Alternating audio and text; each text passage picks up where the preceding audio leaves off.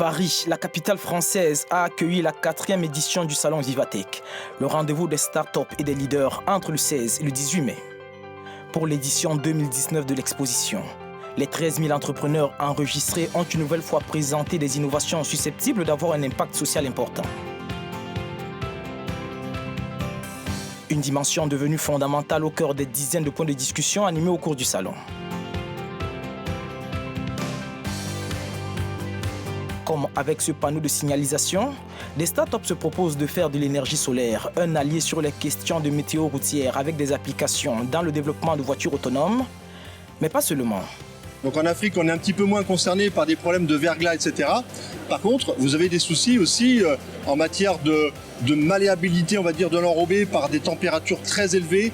Et si un poids lourd passe à ce moment-là, ça dégrade l'enrobé. Donc dans ces cas-là, ces panneaux peuvent être également pertinents, dans ces cas-là, dans un cas d'outils à la prise de décision pour les gestionnaires des réseaux routiers, puisque les gestionnaires des réseaux routiers, leur préoccupation, c'est d'entretenir le réseau routier par définition. L'accélération du rythme de développement de la production d'électricité est indispensable en Afrique et l'énergie solaire photovoltaïque représente une solution prometteuse grâce à sa compétitivité. La société MyJoulebox, elle propose d'accéder à un système solaire en leasing, c'est-à-dire que les clients vont payer petit à petit l'installation solaire avant de devenir propriétaires.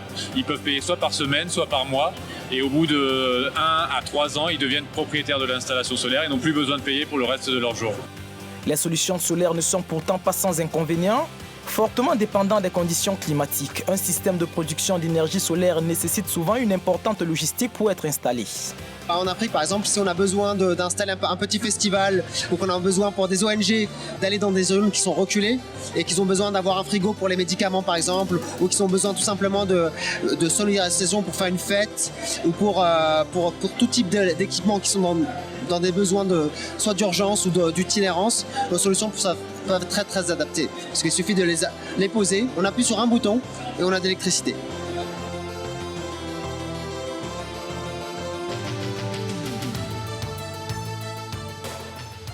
L'édition 2019 du Salon Vivatech a mis un accent particulier sur l'innovation sociale, notamment en matière de solaire.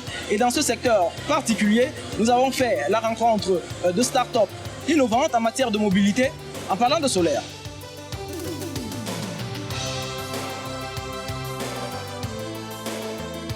Difficile de résister à l'envie de prendre en main le vélo. Un véhicule à mi-chemin entre le vélo, la moto et la voiture, propulsé par l'énergie photovoltaïque. Moins d'une minute d'explication pour une promenade sans effort dans les allées de Vivatech.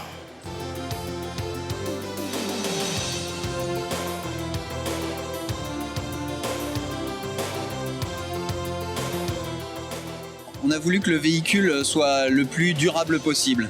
Et pour qu'il soit durable, un véhicule à assistance électrique a besoin d'électricité. Et quoi de mieux que de produire son énergie renouvelable directement en toiture plutôt que passer par des systèmes avec des batteries intermédiaires. Donc c'est pour ça que le véhicule est solaire.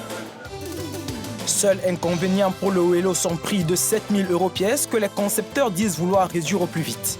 Une urgence pour conquérir le marché africain qui a grand besoin de technologies solaires pour l'électricité, mais aussi de moyens de transport bon marché afin d'accélérer son développement économique.